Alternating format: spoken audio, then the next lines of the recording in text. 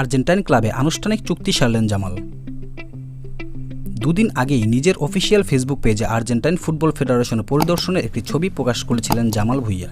তাতে গুঞ্জন জোরালো হয়েছিল, দেশটির ক্লাব সোল দে মায়োতে যোগ দিতে যাচ্ছেন বাংলাদেশ অধিনায়ক। অবশেষে শুক্রবার 18 আগস্ট আনুষ্ঠানিকভাবে সোল দে মায়োর সঙ্গে চুক্তি সেরে নিয়েছেন জামাল। নিজের ফেসবুক পেজে এদিন রাতে এক লাইভেই চুক্তির আনুষ্ঠানিকতা সারেন এই মিডফিল্ডার।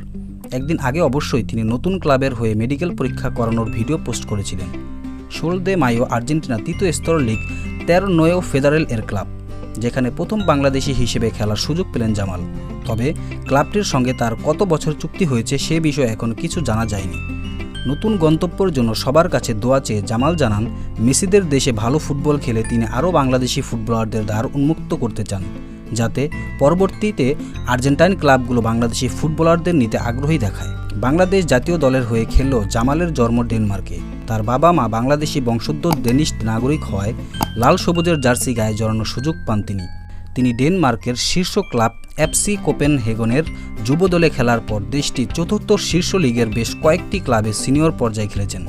এরপর 2015 সালে শেখ জামাল ধানমন্ডি হয়ে বাংলাদেশের ফুটবলে আত্মপ্রকাশ করেন। সব শেষে সাইফ স্পোর্টিং থেকে শেখ রাসেলে যোগ দেন জামাল। মাঝে কলকাতা মোহামেডানের হয়ে লোনে খেলেছেন তিনি। আমাদের প্রতিবেদনটি ভালো লাগলে আমাদের চ্যানেলটিকে সাবস্ক্রাইব করে আমাদের পাশে থাকবেন।